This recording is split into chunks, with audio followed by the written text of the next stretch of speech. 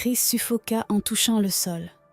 La lumière s'éteignit, et peu à peu, le monde autour de lui prit forme. Il était étendu sur de l'asphalte fissuré, sous un ciel gris et pleurant. La ville s'étendait autour de lui.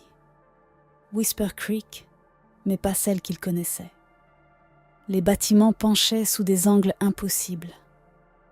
Des arbres poussaient à l'horizontale à travers le bitume. L'air était chargé de cendres, et le seul bruit était un bourdonnement sourd, infini, comme un millier de voix murmurant juste hors de portée. Émilie gémit tout près, peinant à se redresser. Marcus se mit à genoux, essuyant du sang au coin de sa bouche. Chris se releva, vacillant légèrement. « Où est-ce qu'on est ?» murmura Émilie. Chris regarda autour de lui, le cœur lourd. « Je crois qu'on est encore à Whisper Creek, dit-il. Mais elle est brisée. » Marcus scruta la ville dévastée. « Ou alors, dit-il d'une voix sombre, c'est ça le vrai Whisper Creek. On ne le voyait juste pas avant. » Le ciel se fissura sous un éclair verdâtre. Au loin, dans la brume, quelque chose bougea. Quelque chose d'immense. Quelque chose d'éveillé. Chris sentit son poids s'écraser sur sa poitrine. Ils avaient échappé à un cauchemar, pour se retrouver piégés dans un autre. Ils avançaient prudemment à travers les rues brisées. Chaque pas semblait faux, comme si le sol lui-même les rejetait. La ville se tordait et changeait dès qu'ils détournaient les yeux, les bâtiments se déplaçant, les rues se repliant sous des angles impossibles. Chris serra les poings. « On ne peut pas rester dehors, dit-il. Il nous faut un abri. » Émilie désigna un bâtiment plus loin. Là, l'ancienne bibliothèque.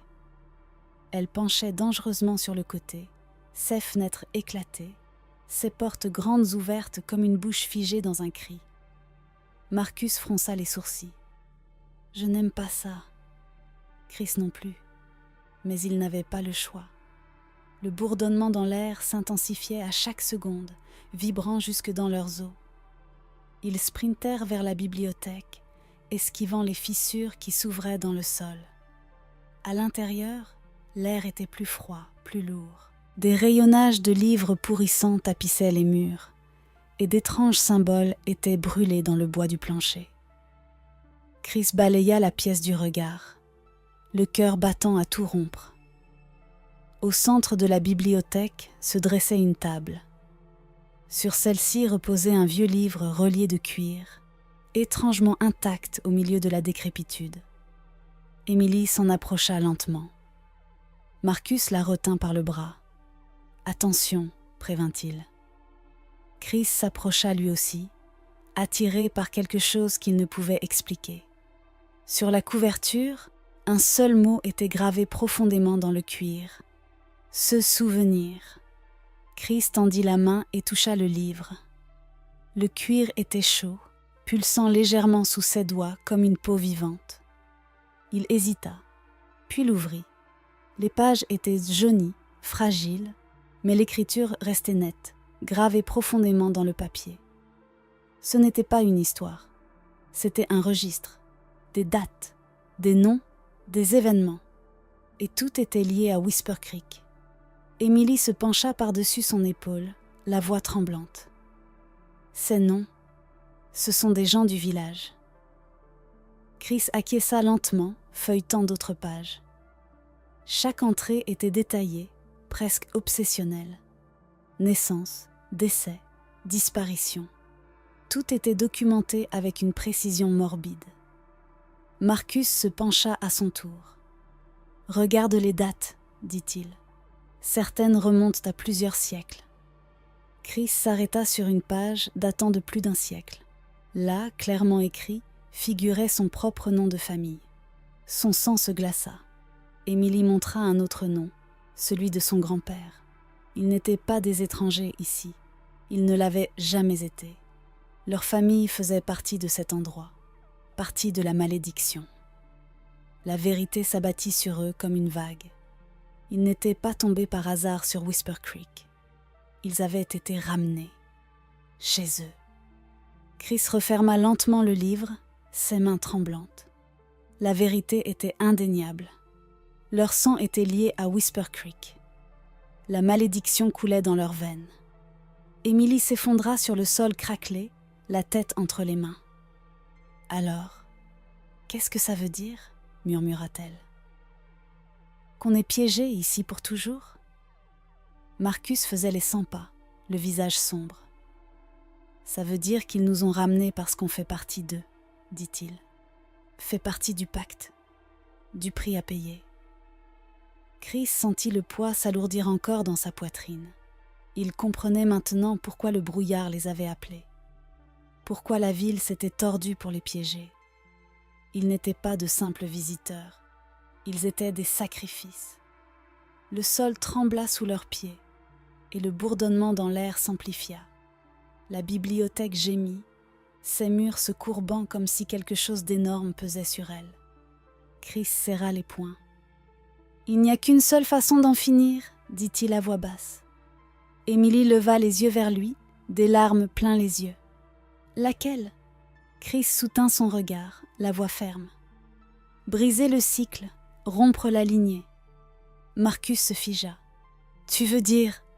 Chris acquiesça, sombre. « Si on ne met pas fin à tout ça nous-mêmes, la ville se nourrira éternellement. » Dehors, le brouillard s'épaississait et quelque chose de gigantesque bougeait dans l'obscurité. Le temps leur était compté. Ils devaient choisir. Les murs de la bibliothèque gémissaient plus fort, un bruit profond et maladif, comme si le bâtiment lui-même agonisait. Chris faisait les 100 pas, l'esprit en ébullition. Il devait exister une autre solution. Il devait y en avoir une. Emily se redressa, essuyant ses larmes, sa voix tremblante mais résolue. « Il doit y avoir quelque chose dans le livre, » dit-elle. « Un moyen de briser la malédiction sans mourir. » Marcus secoua la tête. Il n'aurait jamais laissé une porte de sortie facile. Chris se tourna de nouveau vers la table et rouvrit le livre, feuilletant frénétiquement les pages fragiles. Tout au fond, presque arraché, il trouva quelque chose. Un passage unique, griffonné à la hâte d'une écriture différente. Des mots à peine lisibles. La malédiction lie par la mémoire, par le nom. Pour briser l'emprise de la ville, il faut oublier complètement. Chris lut à voix haute, le cœur battant. Marcus fronça les sourcils. Oublier ? Comment ? Les yeux d'Emily s'écarquillèrent de compréhension. Si on efface ce que nous sommes, si on abandonne tout ce qui nous rattache ici, on brise le lien, acheva Chris. La bibliothèque trembla violemment et à travers la brume dehors, un rugissement assourdissant résonna. Ils n'avaient plus beaucoup de temps. Marcus les regarda tous les deux. « Est-ce seulement possible ?» Chris serra le livre entre ses mains.